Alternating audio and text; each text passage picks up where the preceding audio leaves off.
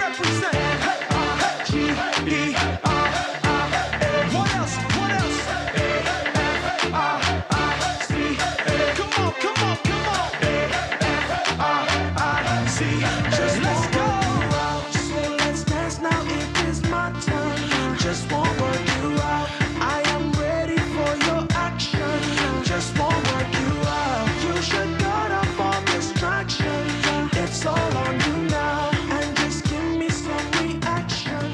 Just won't work you out. I like the way you move. Another beautiful Sunday afternoon. This is Rubbin Minds. Welcome. My name is Abu Kalbuch, and thanks a lot for joining us today.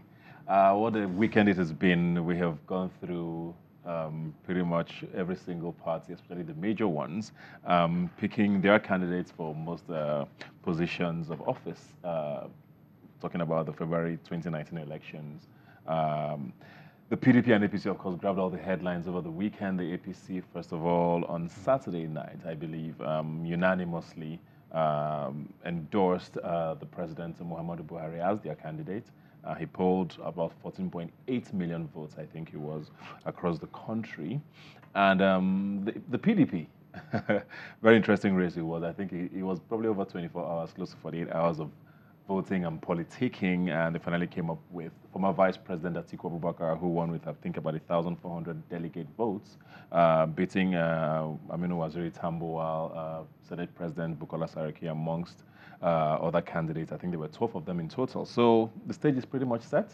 We're going to be talking about all of that and more. I have here with me Ahmed Ababia and Farouk Abbas. Thanks for being here today. Thank you for having me. So let me start with the APC first of all. A lot of people have been wondering, especially with the number of votes that were polled. You know, it's been the biggest talking point, I believe, because for a couple of weeks and months now, we've always known that President Buhari was the unanimous candidate. So whatever happened on Saturday was pretty much a formality. But 14 million votes. Yes. Are people right in their sort of skepticism about that? Well, for those that have been following the trajectory of President Muhammadu Buhari right from 2003 when he started competing or contesting for the presidency of Nigeria before he eventually got in 2015, I don't think it's much of a surprise looking at the trend on how people voted. There was a marginal increase from 2003 to 2007 in the general election. Exactly. But don't forget that President Muhammadu Buhari is one person that has this ardent kind of followers or followership across the country, especially in his core base in the north, especially the core north. So the way it is, and from the result that we have seen so far, and the fact that a lot of people have joined the APC, even from the opposition sides and all that, and the kind of consciousness that people have gotten so far, and the need for those that have seen the positivity in the way he has governed this country. He came in with a promise to tackle economy, to stabilize the economy, to fight insecurity, and with his anti-corruption drive. Yeah. So perhaps a lot of people have seen that and they believe in what he has done so far. So I don't think there's any problem in looking at the number of registered voters, the registered card-carrying members of APC, which is over 20 million. So if 14 million gives him a vote, I don't think, being a sole candidate for that matter. Do you agree that President Buhari has gotten more supporters between 2015 and now? And still talking about the numbers, do you agree that 14 million APC members actually voted? Well, I quite agree that President Muhammadu Buhari's support has been increasing from 2003 to 2015. But from 2015 to date, it has been declining significantly. So I don't agree that from 2015 to date, it's not increasing. His popularity is going down. Yeah. And saying the president has 14 million votes is very unrealistic. We know the number of voters we have in the country. Going by that figures, then it means that no other person needs to vote for the president to win the election. And you can't claim you have 14-point-something million voters when usually what you get is 13 million in your general election or 14 million at best. So are you saying all voters in elections are APC members? I mean, it's not logical. Even INEC, when you have 1 million voters, registered voters, you don't have more than 51% voter turnout. So saying that you have 20 million voters and you're having 17 million or 14 million coming is very unrealistic.